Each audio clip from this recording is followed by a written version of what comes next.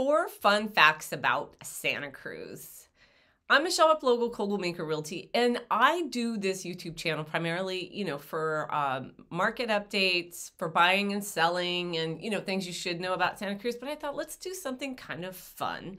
Things that you may not know about Santa Cruz. And if you're local, you're like, I already know those things, but I think I'm going to watch just to make sure I do know those things. Or if you're not and you're just thinking about Santa Cruz or like Santa Cruz, this should be pretty fun. First up, we have tsunamis here.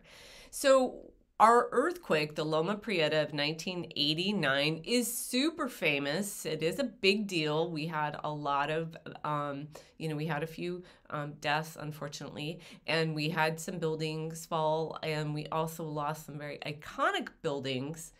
We've had fires. We actually have even had a mudslide. That was a result, I believe, of Love Creek. That was a result of the earthquake, as I believe. We've also had, of course, mudslides on Highway 17 that have closed down the road. But we've had tsunamis, and I thought that was kind of interesting because when you think of all the things that go on in the world, so many of them happen here. Let's see, we had a Japanese earthquake in March 11, 2011, a 9.0 magnitude earthquake off the coast of Japan that generated massive tsunami that tore across the Pacific and came right to our Santa Cruz Harbor, which is this tiny little inlet, came up, kind of got trapped and, bounced around a little bit in there and did some significant damage. We've actually had a few more after that, and we've had some warnings even at this year. So if you go around the Santa Cruz Harbor, you'll see these blue and white signs that say tsunami zone, I believe.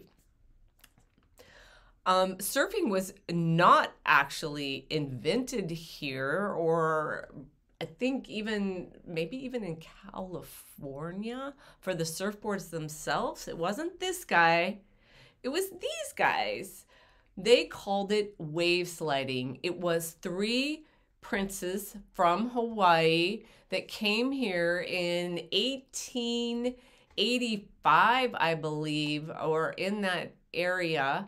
And they had redwood boards made for them, surfed the river mouth, which is a thing. Everybody loves to surf the river mouth when it comes up, San Lorenzo River. It doesn't always, in fact, lately, I don't even know if it has. Sometimes it's a really big event when that area is doing well. But because the harbor has changed, the coastline, the river isn't surfed as much, I believe, as it used to be at one time. But anyway, they surfed there on a very warm day. So 3 princes actually had some redwood boards out there and surfed those monsters out here in Santa Cruz. So we're famous for some things, even though some people might say we aren't. Also, we have very, very cold mornings. In 1990, we got down as low as 19 degrees Fahrenheit. And when I was driving to Monterey just recently, I saw snow on the ground in SoCal. It happens. We get super cold. Now, it doesn't stay.